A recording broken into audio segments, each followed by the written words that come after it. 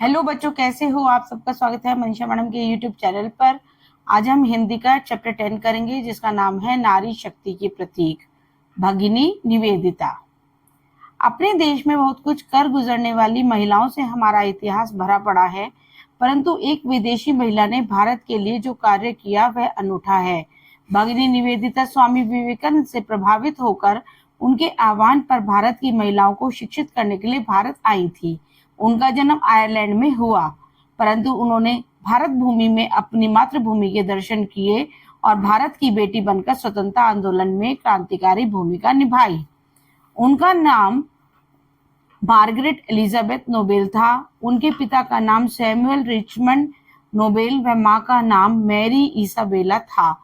बचपन में ही इनके माता पिता का देहांत हो गया था। इनका लालन पालन नाना हैमिल्टन द्वारा किया गया था। हैमिल्टन आयरलैंड के स्वतंत्रता आंदोलन के प्रमुख सूत्रधारों में से एक थे। मार्गरेट की शिक्षा लंदन चर्च में आवासीय विद्यालय में हुई। मार्गरेट को शिक्षण का कार्य अच्छा लगता था, अतः वह 17 वर्ष की उम्र में ही एक विद्यालय में पढ़ाने लगी। वह स्वयं द्वारा विकसित पद्धति से शिक्षा दिया करती थी। धर्म में रुचि होने के कारण चर्च की गतिविधियों में भी भाग लेती थी तथा अधिकांश समय अध्ययन, मनन एवं सत्य की खोज में ही लगाती थी। तभी एक घटना जो उनके जीवन को एक नया मोड़ देने वाली थी। एक सन्यासी का लंदन में आगमन हुआ। नाम था स्वामी विवेकानंद। स्वामी जी शिकागो के विश्व धर्म सम्मेलन में ख्याति अर्जित कर अपने कुछ मित्रों के आग्रह पर इंग्लैंड आए थे। मार्गरेट की स्वामी जी से प्रथम भेंट यही हुई थी। मार्गरेट ने स्वामी जी के प्रवचन सुने, वाद विवाद, तर्क वितर्क किया और अपने आप को पूर्ण संतुष्ट कर लेने के उपरांत ही उन्होंने स्वामी जी को अपना आदर्श चुना और स्वामी जी के आग्रह पर उन्होंने भारत आना तय कर लिया। भारत आकर वो अत्यधिक प्रसन्न हुई। वे गंगा के किनारे वेलूर मठ की एक कुटिया में दो अन्य अमेरिकन महिलाओं के साथ रहने लगी, जो स्वामी जी की शिष्याएं थीं। स्वामी जी ने मार्गरेट को नया नाम निवेदिता दिया और आग्रह किया कि वे भगवान व भारत के चरणों में अपना जीवन अर्पित करें।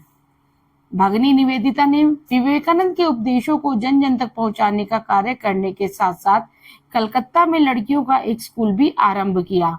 वहां छोटी लड़कियों को पढ़ाने लिखाने के साथ साथ मिट्टी का काम, चित्रकारी का काम आदि भी सिखाया। जब कलकत्ता में महामारी फैली तो निवेदिता ने टोली बनाकर दिन रात भूख प्यास की चिंता किए बिना रोगियों की चिकित्सा, सेवा, सफाई आदि कार्य कर पीड़ितों की मदद की। उन्होंने अंग्रेजी अखबार में अपील प्रसारित कर मदद मांगी व धन संग्रह भी किया। वह लेखन कार्य, कला एवं बोलने में निपुण थी। इस क्षमता का उपयोग कर वह अपनी बात बड़े बड़े समूहों तक पहुंचाने में सफल रही। निवेदिता ने जब अंग्रेजों का भारतीयों के साथ बर्बरतापूर्ण व्यवहार देखा तो वह पूर्ण ताकत के साथ भारत की स्वतंत्रता की लड़ाई का समर्थन करने लगी। उन्होंने बंगाल विभाजन का विरोध किया। उन्होंने जगदीश चंद्र बोस की उपलब्धियां विश्व पटल पर रखी और महर्षि अरविंद के जेल जाने के बाद उनके कर्मयोगी पत्र के लिए संपादकीय लिखने का कार्य भी किया। उन्हें भारतीय स्त्रियां अधिक प्रभावित करती थी। उन्हें लज्जा, विनम्रता, स्वाभिमान, सेवा भाव, निष्ठावान, ममत्व आदि की प्रतिमूर्ति दिखाई जाती थी। वह समय समय पर महिलाओं को लक्ष्मीबाई, अहिल्याबाई के वीरतापूर्ण कार्यों की भी याद दिलाती थी। उनकी दृष्टि जाति, प्रांत व भाषा आदि से ऊपर थी। भगिनी निवेदिता ने भारत को अपनाने के बाद कभी भी अनुभव नहीं होने दिया कि वह एक विदेशी है। उन्होंने भारत के लिए जो किया उसे कोई अन्य नहीं कर सकता था। वह स्वामी जी की तरह ही 44 वर्ष की अल्पायु में नीचे उद्धत वेद की पावन ऋचाओं का सदैव स्मरण करती हुई संसार से विदा हो गई। अस्तो माँ सद्गमय, तमसो माँ ज्योतिर्गमय, मृत्योर माँ अमृतम गमय। तो बेटा, ये था हमारा चैप्टर नारी शक्ति की प्रतीक भगिनी निवेदिता। इसमें ये कहा गया है कि बेटा, भगिनी निवेदिता मूल रूप से आयरलैंड की महिला थी जो स्वामी विवेकानंद के विचारों से प्रभावित होकर भारत आई थी। उनका पूरा नाम मार्गरेट एलिजाबेथ नोबेल था। इनके पिता का नाम सैमुअल रिचमंड नोबेल तथा मां का नाम मैरी इसाबेला था। बचपन में ही इनके माता पिता का देहांत हो गया तो इनके नाना जी ने इनका लालन पालन किया। मार्गरेट को पढ़ाना बहुत अच्छा लगता था। स्वामी जी से पहली बार उनकी मुलाकात विश्व सम्मेलन में हुई। स्वामी जी के विचारों से प्रभावित होकर मार्गरेट भारत आई और वेलूर मठ में रहने लगी। स्वामी विवेकानंद ने मार्गरेट को नया नाम निवेदिता दिया। यहाँ रहकर निवेदिता ने स्वामी जी के विचारों को लोगों तक पहुंचाने के साथ साथ शिक्षा, समाज सेवा के कार्य किए।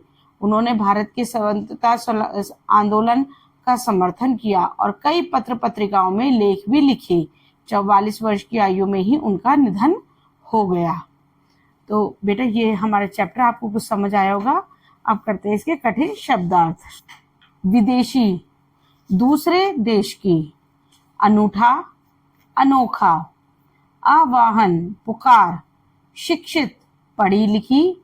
भूमिका, योगदान। देहांत, निधन। सूत्रधार, नायक। चर्च, ईसाइयों का पूजा स्थान। शिक्षण, पढ़ाना। पद्धति, तरीका। गतिविधि, क्रियाकलाप। अधिकांश, बहुत। अध्ययन, पढ़ाई। खोजना, ढूंढना। सन्यासी, लोक का कल्याण करने वाला साधु। ख्याति, प्रसिद्धि। अर्जित, प्राप्त की। भेंट, मुलाकात। प्रवचन, उपदेश। तर्क वितर्क, वाद विवाद। उपरांत, बाद में। आग्रह, निवेदन। जन जन, प्रत्येक मनुष्य। चित्रकारी, चित्र बनाने की कला। महामारी, बड़े क्षेत्र में फैलने वाली मारक छूत की बीमारी। मदद, सहायता, संग्रह, इकट्ठा। बर्बरता, दुष्टतापूर्ण। समर्थन, पक्ष लिया। विश्व पटल, दुनिया के सामने। संपादकीय, संपादक द्वारा लिखा गया। स्वाभिमान, स्वयं पर अभिमान। ममत्व, ममता का भाव। भगिनी, बहन। निष्ठावान, समर्पित। अल्पायु, छोटी आयु। उद्धृत, लिखी हुई। पावन, पवित्र। स्मरण, याद। अस्तो, असत्य। तमसो, अंधकार। ज्योतिर्गमय, प्रकाश की ओर गमन करें। मृत्योर्मा, मृत्यु से गम्य, गमन करें।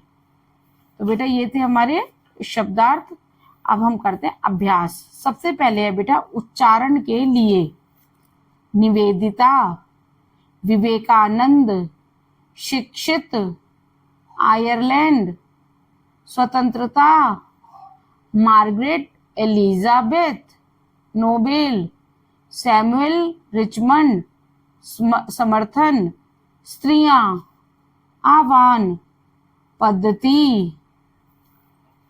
दूसरी एक्सरसाइज है बेटा सोचें और बताएं। मार्गरेट का पूरा नाम क्या था? मार्गरेट का पूरा नाम मार्गरेट एलिजाबेथ नोबेल था। प्रश्न 2, मार्गरेट का नया नाम निवेदिता किसने दिया? इनको नया नाम स्वामी विवेकानंद जी ने दिया। भगिनी निवेदिता किस देश से भारत आई थी? तो बच्चों कहाँ से आई थी? भगिनी निवेदिता आयरलैंड से भारत आई थी। रिक्त स्थानों की पूर्ति करें। भगिनी निवेदिता का जन्म डैश में हुआ, परंतु उन्होंने भारत भूमि में अपनी डैश के दर्शन किए। तो इसमें आएगा बेटा निवेदिता का जन्म आयरलैंड में हुआ और उन्होंने भारत भूमि में अपनी मातृभूमि के दर्शन किए। बचपन में ही इनके माता पिता का डैश हो गया, आएगा बेटा देहांत। मार्गरेट को डैश का कार्य अच्छा लगता है, शिक्षण का कार्य अच्छा लगता है। सही उत्तर छांटकर टिक मार्क करना है बेटा। पहला है 17 वर्ष की उम्र में भगिनी निवेदिता ने कार्य प्रारंभ कर दिया था। क्या काम बेटा? ऑप्शंस हैं समाज सेवा करना, पढ़ाई करना, पढ़ाने का काम करना, आंदोलन करना। तो इसमें गया ऑप्शन आएगी बच्चों, पढ़ाने का काम करना। सेकंड, स्वामी विवेकानंद ने ख्याति अर्जित की। कहाँ पर करी बेटा? भारतीय सम्मेलन में, विदेशी सम्मेलन में, शिकागो के विश्व धर्म सम्मेलन में या राष्ट्रीय सम्मेलन में? इसका ऑप्शन बी ग है, शिकागो के विश्व धर्म सम्मेलन में। अब लॉन्ग क्वेश्चन है बेटा। भगिनी निवेदिता के माता पिता का क्या नाम था? भगिनी निवेदिता की माता का नाम मैरी इसाबेला तथा पिता का नाम सैमुअल रिचमंड था, नोबेल था। भगिनी निवेदिता ने भारत देश के लिए कौन कौन से कार्य करे? भगिनी निवेदिता ने भारत में महिलाओं को पढ़ाने, स्वामी विवेकानंद के विचारों का प्रचार प्रसार करने, रोगियों की चिकित्सा सेवा करने, पत्र पत्रिकाओं में लिखने जैसे कार्य किए। भगिनी निवेदिता को भारतीय महिलाओं की कौन कौन सी विशेषताओं ने सर्वाधिक प्रभावित किया? भगिनी निवेदिता को भारतीय महिलाओं की लज्जा, विनम्रता, स्वाभिमान, सेवा भाव, निष्ठा की भावना तथा ममता जैसी विशेषताओं ने सर्वाधिक प्रभावित किया। जीवन की किस घटना ने भगिनी निवेदिता के जीवन को बदल दिया था? इंग्लैंड में स्वामी विवेकानंद से मिलने तथा उनके प्रवचन सुनने के बाद भगिनी निवेदिता का जीवन बदल गया था। भगिनी निवेदिता वेद की कौन सी ऋचाओं का स्मरण करती थी? भगिनी निवेदिता वेद की निम्न ऋचाओं का स्मरण करती थी। क्या थी बेटा वो? अस्तो माँ सद्गम्य, मृत्यु तमसो माँ ज्योतिर्गम्य, मृत्युर्मा अमृतम गमय। अब है बेटा भाषा की बात।